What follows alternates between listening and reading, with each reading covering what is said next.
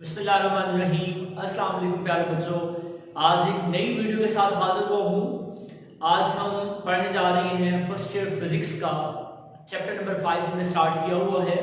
आज हम टॉपिक पढ़ने जा रहे हैं one of the very important long question of this chapter name as the Bernoulli's equation. बच्चों, बर्नौलीज इक्वेशन इस फ्लूइड डायनेमिक्स के चैप्टर के अंदर law of conservation of energy के ऊपर बेस करता है। हमने लास्ट लेक्चर पढ़ा था इक्वेशन ऑफ कंटिन्यूटी, वो बेस करता था law of conservation of mass. आज का जो हमारा टॉपिक है ये बेस करता है law of conservation of the energy के ऊपर।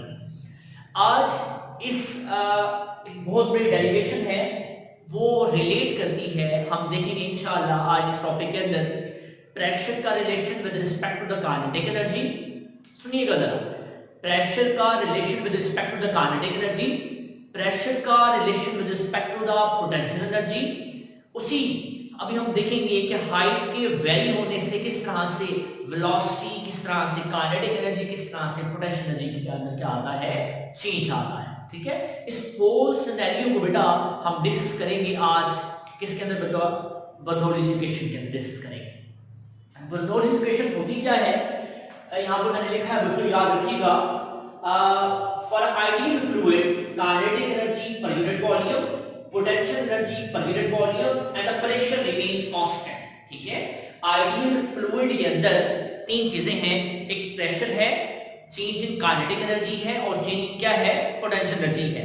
इन तीनों को अगर हम सम अप करें तो इनका रिजल्ट बच्चों आना चाहिए हमारे पास कांस्टेंट इक्वल। इसलिए मैंने यहां पर लिखा है P plus 1 by rho square plus rho g is equal to constant। ये चीज कैसे आई है, किस तरह से कांस्टेंट इक्वल होता है। अब इसको समझने के लिए, सारी डेरिवेशन को समझने के लिए मैंने कुछ की पॉइंट्स बनाए हैं। इन की पॉइंट्स बच्चों आपने याद रखना है और ये डेरिवेशन आपके लिए बहुत इजी हो जाएगी। अब देखिए जरा, मैंने यहां पर लिखा है डेंसिटी, इसको हम रो पढ़ते हैं, इक्वल होता है मास बाय वॉल्यूम की, मास बाय वॉल्यूम। ये पहला पॉइंट बच्चों हमारे पास हो गया। दूसरा, हमें पता है कि हमारे पास जो काइनेटिक एनर्जी बच्चों होती है वो इक्वल होती है 1/2 mv स्क्वायर के। बिल्कुल ठीक। अब मैंने इस काइनेटिक एनर्जी को बच्चों दोनों साइड से वॉल्यूम से डिवाइड कर दिया, तो हमारे पास आंसर आ गया kinetic energy per unit volume और 1/2 mv square into v square. बच्चों ये v यहां पर वॉल्यूम है, ये v स्क्वायर स्पीड स्क्वायर है, स्पीड है यहां पर। अब ये जरा गौर करें, kinetic energy per unit volume equal आ गया 1/2 mv। अब पीछे अभी हमने पढ़ा mv इक्वल होता है रो के, तो मैंने बच्चों इसकी जगह क्या आ गया, रो। मेरी बात समझ आ गई? तो देखिए ऊपर वाली अभी इक्वेशन बन जाएगी 1/2 रो v स्क्वायर। ये देखिए बन गया kinetic energy per unit volume बच्चों हमारे पास इक्वल आ गया 1/2 रो v स्क्वायर। क्लियर हुई बात? बिल्कुल इसी तरह से हमने पोटेंशियल एनर्जी के केस के अंदर किया। इस केस के अंदर देखें हमारे पास पोटेंशियल एनर्जी बच्चों इक्वल है mgh। क्लियर हुई बात? बिल्कुल आप ठीक सोच रहे हैं। इसको भी हम किससे डिवाइड करेंगे, वॉल्यूम के साथ डिवाइड करेंगे। ये हमने डिवाइड कर दिया तो आ गया potential energy per unit volume, potential energy per unit volume. इसी तरह से मास बाय वॉल्यूम gh आ गया हमारे पास। अब बिल्कुल ठीक आपने सोचा, मास बाय वॉल्यूम बच्चों किसके इक्वल होता है, रो के। तो potential energy per unit volume बच्चों हमारे पास इक्वल आ गया रो g एंड h। समझ आई बात? तो ये 1/2 रो v स्क्वायर प्लस रो g h यहां से ऐसे बने। इसको बच्चों हम क्या कहते हैं, potential energy per unit volume, kinetic energy per unit volume और जो हमारे पास प्रेशर है, ये तीनों मिलकर बच्चों हमारे पास इक्वल है किस चीज के, कांस्टेंट के। समझ आ गई बात? तो ये आपको आइडिया होगा। अब सवाल ये पैदा होता है कि हमने इन तीनों चीजों को ही क्यों लिया। बेटा गौर से देखें, इनको सम अप करें, इन सब के यूनिट क्या है, सेम है, तो इन तीनों चीजों को हम ऐड अप कर सकते हैं। ठीक है, अब देखते हैं हम डायग्राम बेटा। ठीक है, अब एक हमारे पास ये अपर एंड है, एक हमारे पास यहां पर क्या है, लोअर एंड है। एक स्पेसिफिक हाइट है, अपर एंड की जो हमारे पास हाइट है बच्चों हमारे पास वो क्या है, h1 है। लोअर एंड की जो हमारे पास हाइट है बच्चों हमारे पास h2 है। ठीक है, अब जो फ्लूइड डिस्प्लेसमेंट कवर कर रहा है उसको मैं नाम दिया हूं बच्चों किस चीज का, डेल x1 का। जो प्रेशर एक्सर्ट हो रहा है फ्लूइड के ऊपर बच्चों हमारे पास क्या है, E1 है। एरिया हमारे पास क्या है, A1 है। इस वेलोसिटी के साथ फ्लूइड मूव कर रहा है बच्चों हमारे पास क्या है, v1 है। मेरी बात समझ आ गई? ठीक है। अब फ्लूइड की जो डायरेक्शन है वो इस डायरेक्शन है, ये बड़ी इंपॉर्टेंट है। प्रेशर की जो डायरेक्शन है ये बड़ी इंपॉर्टेंट है। इसकी डायरेक्शन बच्चों ये है हमारे पास, ठीक है। अब ये फ्लूइड मूव कर रहा है ऐसे, ये ऐसे, ठीक है। अब है क्या चीज, अपर एंड पर डिस्प्लेसमेंट डेल x1 थी, वाली बात है। यहां पर क्या होगी, डेल x2 होगी, प्रेशर p2 होगा, एरिया a2 होगा, वेलोसिटी हमारे पास क्या होगी, v2 p होगी। अब इस लोअर एंड के ऊपर जो वर्क हो रहा है अंगेंस्ट द फ्लूइड हो रहा है, जिसकी डायरेक्शन जरा गौर करें तो मैंने यहां पर लिखी हुई है अंगेंस्ट द फ्लूइड। पहले हमारे पास ये डायरेक्शन थी, अब डायरेक्शन क्या है, ये है। यहां पर हम पॉजिटिव वर्क लेंगे, यहां पर हमारे वर्क क्या होगा बच्चों, नेगेटिव। क्या होगा, नेगेटिव। मेरी बात समझ आ गई? ठीक है। अब हम एक और की पॉइंट है, यहां पर एनर्जी चेंजेस को डिस्कस कर लेते हैं। देखिए बच्चे, हाइट चेंज होने से पोटेंशियल एनर्जी के अंदर चेंज आ रहा है, और स्पीड के चेंज अपर से लोअर साइड जब स्पीड हमारे पास चेंज होगी, मतलब स्पीड अपर से लोअर साइड स्पीड के अंदर क्या आएगा, चेंज आएगा, तो काइनेटिक एनर्जी के अंदर चेंज आ रहा है। तो फर्स्ट ऑफ ऑल जो काइनेटिक एनर्जी के अंदर चेंज आएगा वो 1/2 mv² to lower side minus क्या होगा, अपर साइड। इसी तरह से पोटेंशियल एनर्जी mgh2 mgh1, ये एनर्जी चेंजेस आ गई, काइनेटिक एनर्जी को ये हमारे पास क्या आ गया, पोटेंशियल एनर्जी।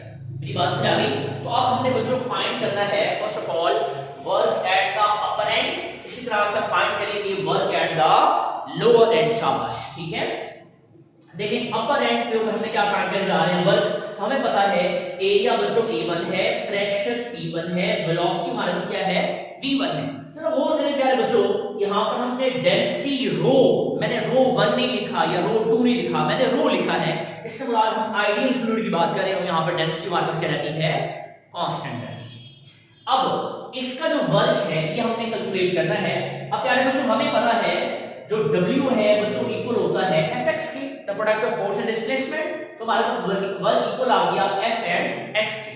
अगर मैंने F यहां पर वर्क 1 फाइंड करना है तो ये क्या हो जाएगा, F1 del x1 होता है, ठीक है। देखिए बच्चों, मुझे F1 की वैल्यू चाहिए, तो मैंने प्रेशर की वैल्यू से F1 की वैल्यू निकाली है, तो P1 इक्वल होता है F1 डिवाइड बाय एरिया 1। यहां से प्यारे बच्चों हम F1 की वैल्यू निकाल सकते हैं। तो F1 की वैल्यू हमारे पास इस तरह से आ जाएगी, ये दोनों आपस में क्या हो जाएंगे, मल्टीप्लाई, तो F1 इक्वल हो जाएगा P1 E1। समझ आ गई बात, ठीक है। तो इसको यदि पुट करें तो वर्क 1 की वैल्यू बच्चों हमारे पास आ गई P1 E1 del x1। समझ आ गई बात। मैंने इसकी रीजन लिखी है कि यहां पर हम वर्क को कांस्टेंट क्यों लिखते हैं, मैंने यहां पर रीजन लिखी कि work is done on the fluid by the fluid, sorry यहां पर लिखना था बिहाइंड द फ्लूइड। क्या बच्चों, बिहाइंड द फ्लूइड। तो वर्क यहां पर हमेशा आप क्या ले रहे हैं, पॉजिटिव ले रहे हैं, ठीक है। अब हम बात करते हैं लोअर केस की, लोअर एंड की बात करते हैं। तो देखिए इस तरह से अगर ये यहां पर P1 था, A1 था, V1 था, तो बिल्कुल इसी तरह से लोअर केस के अंदर हमारे पास एरिया A2 हो जाएगा, प्रेशर P2 हो जाएगा, पहले बच्चों वेलोसिटी हमारे पास V हो जाएगा, और डेंसिटी कांस्टेंट होने की वजह से क्योंकि वहां भी रो है और यहां भी हमारे पास डेंसिटी क्या हो जाएगी, कांस्टेंट हो जाएगी। अब मैंने इन दोनों केसेस का टोटल वर्क फाइंड करना था। उससे पहले इस तरह से आपने वर्क 1 फाइंड किया, इसी तरह से वर्क 2 बच्चों हमारे पास क्या होगा, अगर यहां पर P1 A1 del x1 है, बिल्कुल आप ठीक सोच रहे हैं, यहां पे क्या होगा P2 A2 del x2, लेकिन दरमियान में क्या आ गया, साइन नेगेटिव, ये इसकी वजह से। समझ आ गई बात। अब हमने यहां से फाइंड करना है टोटल वर्क। क्या फाइंड करना है, टोटल वर्क फाइंड करना है। अब देखें W इक्वल है W1 प्लस W2 के। अब हमने W1 की वैल्यू भी फाइंड की हुई है प्यारे बच्चों, और W2 की वैल्यू भी फाइंड आउट हमने की हुई है। इसके अंदर पुट करते हैं। अब W इक्वल हो जाएगा P1 A1 del x1 minus P2 A2 del x2। समझ आ गई बात, ठीक है। अब हमने del x1 की वैल्यू फाइंड करनी है, तो हमें पता है इक्वेशन का S इक्वल क्या होता है, VD, डिस्प्लेसमेंट है तो डिस का हमने लिख दिया del x, तो del x इक्वल आ गया V del t। समझ आ गई बात। अगर यहां पर अगर del x1 होगा तो v1 हो जाएगा आगे, अगर यहां पर del x2 होगा तो आगे क्या हो जाएगा, v2 del t होगा, del t इंडिपेंडेंट है, दैट्स वाई इसको हम लिख रहे हैं, ठीक है। ये मैंने वैल्यू इसके अंदर पुट कर दी। अब w1 की वैल्यू हमारे पास आ गई p1 a1 v1 del t, क्योंकि del x1 है तो क्या आ गया, v1 del t आ गया, आगे होगा del x2, तो वैल्यू हमारे पास आ गई v2 del t। समझ आ गई बात दोस्तों। अब अगर आपको याद हो हमने इक्वेशन ऑफ कंटिन्यूटी पढ़ी थी पीछे कि A1 V1 इक्वल होता है वॉल्यूम बाय टाइम के। किस चीज के बच्चों? वॉल्यूम बाय टाइम के। मैंने यहां पर लिखा भी है कि A1 V1 इक्वल होता है A2 V2 is equal to volume by time, volume by time. अब इस इक्वेशन को जरा गौर से देखें, ये बन गया A1 V1, ये इक्वेशन ऑफ कंटिन्यूटी, ये इक्वल है वॉल्यूम बाय टाइम, इसकी इक्वल है बच्चों वॉल्यूम बाय टाइम।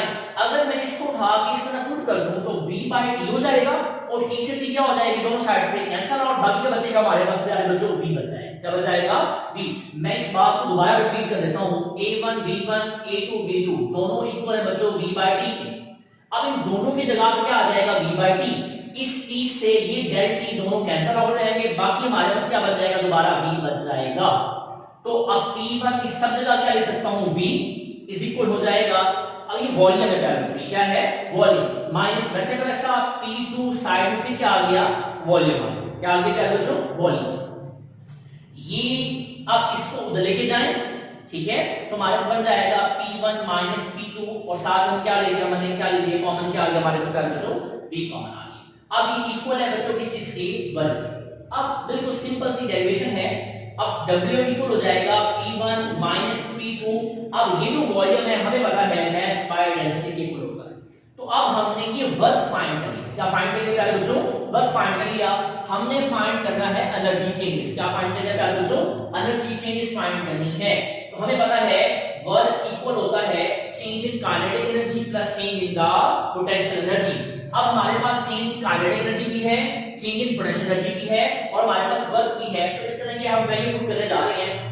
इस W की जगह पर प्यारे बच्चों आपने ये वाली वैल्यू पुट करनी है, डेल काइनेटिक एनर्जी की जगह पर आपने ये वाली वैल्यू पुट करनी है, डेल पोटेंशियल एनर्जी की जगह पर आपने ये वाली वैल्यू पुट करनी है। तो ये मैंने वैल्यू पुट की है P1 minus P2 m by rho is equal to 1 by 2 mv square minus 1 by 2 mv1 square।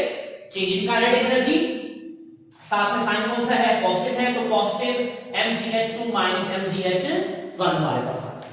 बेटा दोनों साइड से इसको मैंने मल्टीप्लाई कर दिया रो बाय m से, तो देखें रो बाय m से कैंसिल आउट हो गया, तुम्हारे पास बाकी बचा P1 minus P2 is equal to 1 by 2 mm से कैंसिल आउट हो गया, rho v2 square minus 1 by 2 rho v1 square plus rho gh2 minus rho gh1 आ गया।